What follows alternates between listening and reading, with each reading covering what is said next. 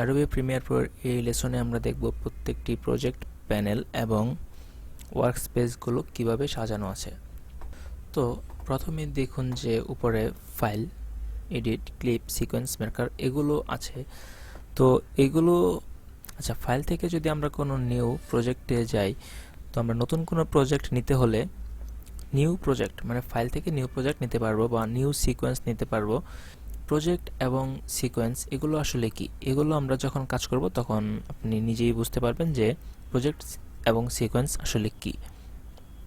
এখানে অনেকগুলো অপশন আছে, এগুলো আমরা বিস্তারিত পরে জানবো ধীরে ধীরে। আমরা এখন দেখব যে এই প্যানেলগুলো আসলে কি, কোথায় কি কাজ করা হয়। এখানে দেখুন যে ইম্পোর্ট মিডিয়া টু স্টার্ট, এই প্যানেলটির নাম হচ্ছে যে প্রজেক্ট। প্রজেক্ট হচ্ছে যে আমরা একটি প্রজেক্টে কাজ করার জন্য যে ভিডিও, অডিও এবং ইমেজ ইম্পোর্ট করব সফটওয়্যারের মধ্যে, এটি হচ্ছে এই প্রজেক্টের মধ্যে থাকবে, এখানে থাকবে। এবং লাইব্রেরিজ, মিডিয়া ব্রাউজার, ইফেক্ট এগুলো হচ্ছে যে আমরা এই প্রজেক্টে কাজ করার সময় ভিডিওতে এবং অডিওতে যে ইফেক্টগুলো ইউজ করবে সব ইফেক্ট এখানে আছে। এগুলোর মধ্যে ইফেক্ট দেয়া আছে এবং আপনি আপনার ইচ্ছা মতো কোনো ইফেক্ট এখান থেকে সার্চ করে বের করতে পারবেন।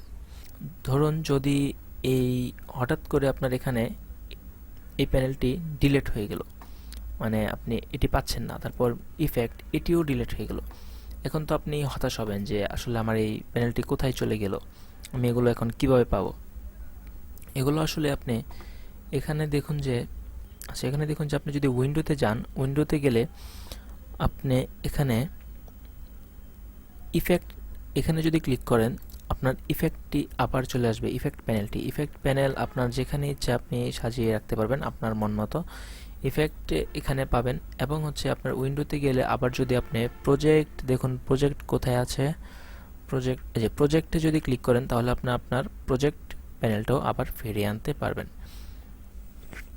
ধরুন আপনি এভাবে সাজাতে চেষ্টা করতে গিয়ে ঠিকমতো সাজাতে পারেননি এবং সম্পূর্ণ নষ্ট হয়ে গিয়েছে, তো আপনি কি করবেন? এগুলো আপনি আপনার আবার ডিফল্ট কিভাবে করবেন? উইন্ডোতে গিয়ে ওয়ার্কস্পেসে যাবেন এবং নিচে দেখুন রিসেট টু সেভ লেআউট।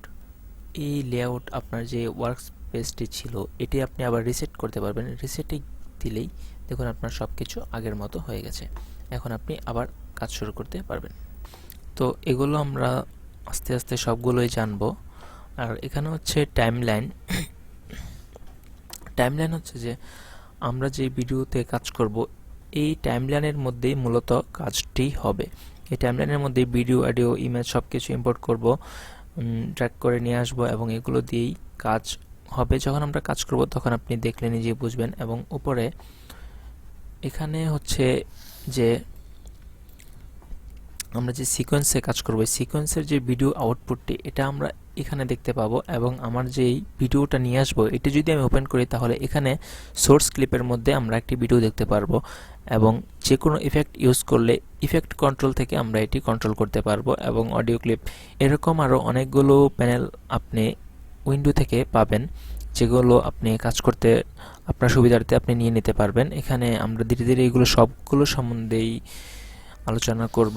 এবং এখন যেটি দেখাবো যে এই যে উপরে assembly, editing, colour, effect, audio এগুলো আসলে কি।